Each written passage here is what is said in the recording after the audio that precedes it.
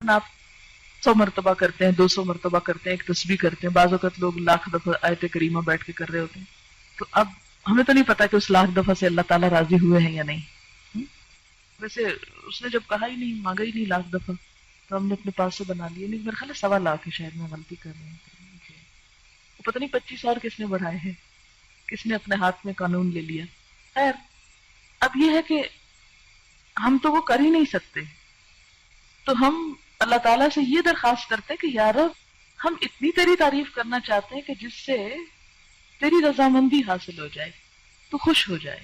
سبحان اللہ وبحمدہ عدد خلقہ ورضا نفسہ وزنۃ عرشہ ومداد کلماتہ. سبحان اللہ، پاک ہے اللہ، یا پاکی اللہ کے لیے ہے.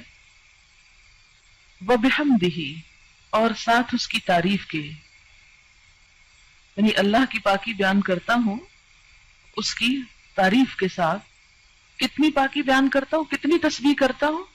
عدد، تعداد، گنتی، خلق ہی، اس کی مخلوق کی، یعنی جتنی اس کی مخلوق کی تعداد ہے اتنی دفعہ میں اللہ کی تسبیح کر رہا ہوں.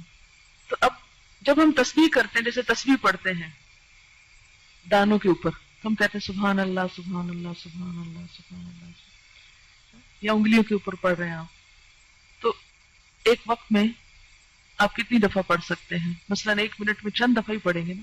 لیکن اگر آپ یہ جملہ بول دیتے ہیں سبحان اللہ وبحمدہ عدد خلقہ، کہ اللہ کی پاکی اس کی تعریف کے ساتھ اتنی مرتبہ جتنی اس کی مخلوق کی تعداد ہے. اور اللہ تعالیٰ کی مخلوق کی تعداد کتنی ہے؟ اللہ تعالیٰ خود فرماتے ہیں وَإِن تَعُدُّوا نِعْمَةَ اللَّهِ لَا تَحْصُوهَا. اگر تم اللہ کی نعمتوں کو گننے لگ جاؤ، تم ان کو گن نہیں سکتے، ان کا شمار نہیں کر سکتے. تو ہم تو گن ہی نہیں سکتے. اسی لیے کہتے ہیں نا کہ کما ينبغي لجلال وجهك، جیسی ہونی چاہیے، ہم تو کرنے کے قابل ہی نہیں ہیں، ہماری تو زبان اس اہل ہی نہیں ہے. اسی لیے عدد خلقہ ورضا نفسہ، رضا کہتے ہیں رضامندی کو، نفس ہی اس کے نفس، یعنی اللہ کی ذات کی رضا کے مطابق، یعنی اتنی تسبیح، اتنی حمد کہ جس سے وہ راضی ہو جائے.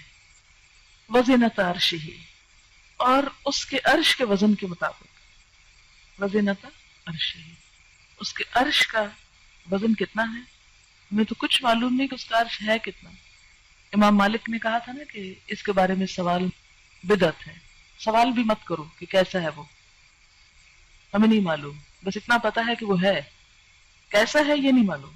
وَمِدَادَ كَلِمَاتِهِ، اور اس کے کلمات کی لکھنے میں جتنی سیاہی درکار ہے. مداد کلماتی، اچھا وہ کتنی درکار؟ سورۃ الکہف میں آپ پڑھیں گے کہ اللہ تعالیٰ فرماتے ہیں کہ لو کان البحر مدادا لکلمات ربی لنفد البحر قبل ان ينفد کلمات ربی، کہ اگر یہ سارے سمندر سیاہی بن جائیں اور اس سے رب کی باتیں لکھی جانے لگے، اس سے پہلے کہ رب کی باتیں ختم ہو سمندر کی سیاہی ختم ہو جائے. ایک اور جگہ آتا ہے کہ 7 سمندر اور بھی آپ ڈال لیں اور اس کو سیاہی بنا لیں اور لکھنا شروع کر دیں، تو رب کی باتیں ختم نہیں ہو سکتی.